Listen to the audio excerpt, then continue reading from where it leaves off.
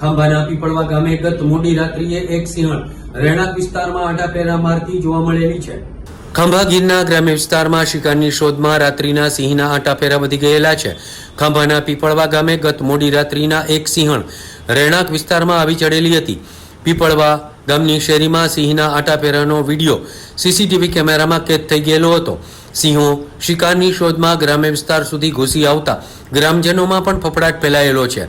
પીપળવા ગામે સિંહના આંટાફેરાનો વિડીયો સોશિયલ મીડિયામાં વાયરલ થયેલો છે।